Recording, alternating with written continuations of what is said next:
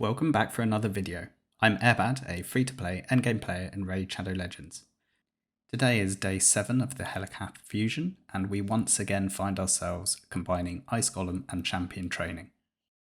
Before we take a look at how we're getting on in those two events, or rather one event, one tournament, I wanted to bring attention to this particular quest to beat a campaign boss 3 times. So for this quest, I will always do this in normal, even if there's a champion training going on. The reason for that is that the amount of experience per energy is actually optimized if you save the additional energy cost by running normal instead of brutal for the boss stage, and then use that additional energy in a, say, brutal 12-3 run. You'll actually get more experience for the same total energy output. Furthermore, if there isn't a champion training going on that I'm working on, I'll also run the 7 stages for the daily quest in normal 12-3 to save energy expended and be able to put the residual in whichever dungeon or objective that day holds. Right then, looking at Ice Golem, I'm currently at 2080 points, having used all of today's, daily energy coming from advanced quests, daily quest, playtime rewards, and Doom Tower. So we are still, roughly 700 points remaining, and we've got tomorrow morning's reset still to go. So I might need some additional energy beyond that, but it's pretty close. With respect to our Ice Golem composition we've been working on, I have tried tinkering a little bit further and tried to finesse Dark Chaos A2 in round 3. Initially I tried turning it off entirely, and I noticed we still would occasionally have a Frigid Vengeance proc, and without decrease attack it looked extremely sketchy. Subsequently I tried delaying the A2 such that our team would die before Dark Chaos would put the decrease attack out there. But as a consequence, by delaying that, we only had one opportunity to put the decrease attack on there before the debuff bar was filled, whereas if I hadn't done that AI override, there would have been 2 attempts to get the decrease attack on before the debuff bar may have filled up. And by ending up in a situation that we had a resist and then a full debuff bar and then a Frigid Vengeance, we actually suffered our first loss. Putting the AI overrides back to how I had them yesterday, however, the team has continued to operate at a perfect 100% score. I'd be interested to revisit this round 3 AI tinkering once Darkale has his T6 mastery oppressor, by which time we would be cycling even quicker. And furthermore, I've also noticed that I would like to change Dark Chaos masteries, particularly his T5 on the support side. I'd originally picked Sniper to maximize the proc chance of his A1 HP Burn and Poison Explosion, but since I've been testing him and particularly using him in a solo boss kill, Spirit Haste would be significantly stronger. The 24 speed is just much, much better than that additional 5% chance. I could do the free reset, but I will hold that back for now because although I've identified one error and one change I'd like to improve on the mastery set, I want to test him further, unlock his T6, and make sure there aren't any other changes we would want to make in addition.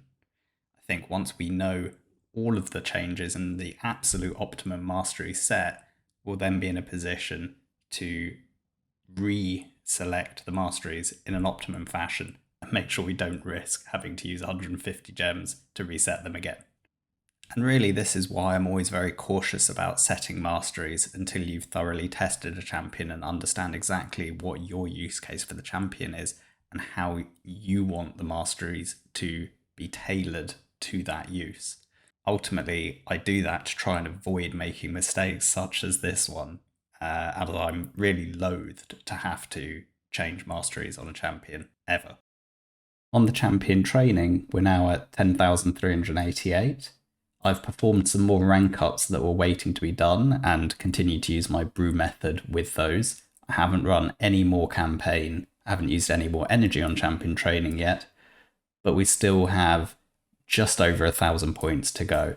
So although we might not need to use any energy refills on Ice Golem, it's looking like we will need to use View on the champion training side. We have yet to make any of our 6-star rank ups, and I think we will do that now and see how that has, see how much further we need to do. But again, I'll be finishing it off tomorrow morning after reset, once we've definitively know what our energy situation is. To reiterate to anyone having a look, we need 12 of the largest arcane, 108 of the medium, and 80 of the lesser. And on the spirit potion side, we needed 24 of the superior, 144 of the greater, and 160 of the lesser. So you can see I don't need to do any potion keep farming at the moment. This will pretty much fully deplete our spirit potion stock for the time being once this fusion is done. But typically I'll let those naturally recover through Doom Tower, through daily clan boss, and then if needed I'll top up in the future as and when I actually need those spirit potions, rather than expend energy now when I don't actually need the resources. Right, so in terms of who we will make into a 6-star, I've decided I want to do 2 6-stars in this champion training because I have quite a lot of food saved up. I still have 47 5-star chickens, and we have a fairly substantial stockpile of 5-star food ready to make further 6-stars. So importantly, I actually want to clear out that inventory space. So it makes sense for me to rank up, say, 2 champions in this instance to clear some of that inventory space. So in terms of who are the candidates for our 6-star, I had thought potentially Deliana for the Force HP. The fastest teams I've reviewed have her in them. Zakia, purely as a fantastic champion and a lot of fun. I could do Bistophus for Faction Wars. I could do Dark Aethel for Epic Magic and Epic Undead. I could do Phenax for the Epic Spirit Room to speed up Faction Wars further, and just for fun. He's got such a phenomenally hard-hitting A1. It could be some fun to play around with him. Genbo for Faction Wars, and as a ignore unkillable in arena, could be fun as well as a result. Hatatsu for Faction Wars and for Epic Defense. Sepulchre Sentinel for Force Defense and Epic Defense. So there's quite a number of options we have. And I think the first one we're going to do is in fact Dark Aethel. So ultimately, Dark Aethel has 2 secret rooms that we can use her in, Epic Magic and Epic Undead, both of which I feel could be sped up on my side. The fastest teams in both of these secret rooms do use Dark Aethel. So I think I will get a definite return for my investment at this stage to try and improve 2 secret rooms. You can see we've got quite a lot of food to use. This is a dupe shaman and a dupe Jizzo, so I don't need to keep multiple copies of these 2 champions on my account at this stage, so I'm happy to feed one of them. And obviously we've got quite a lot of food here, so you can see we've got enough ready to go 5-star food for 2 rank ups. So like I said, Dark Aethel will be the first one. And I think the second one we'll do is, in fact, Genbo. I like the idea of having an arena nuker who can ignore unkillable.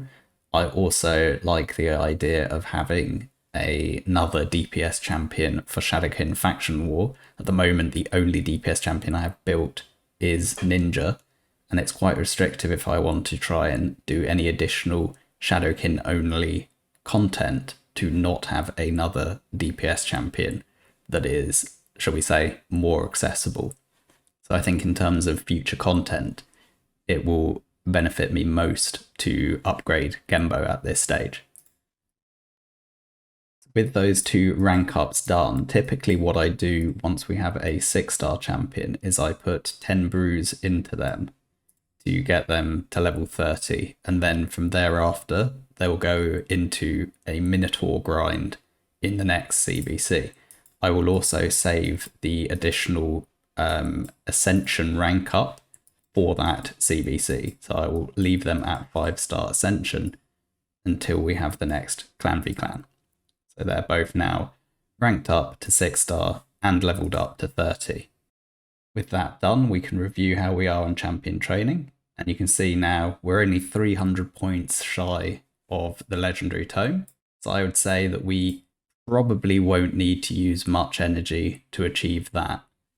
We might end up using 1 NG refill tomorrow morning, and if we do, it will be to further rank up these goats here. We do have another champion training later in the fusion in which we will rank up more goats. Consequently, I have not needed to use these weekly refills here, and I'll save those for Fire Knight. We do have an update energy refill that does need to be used within the next 48 hours. It's actually under 48 hours remaining. Probably will end up using that to finish off the Ice Golem and champion training, but I'll hold off until tomorrow morning once we have a clearer idea about what is required.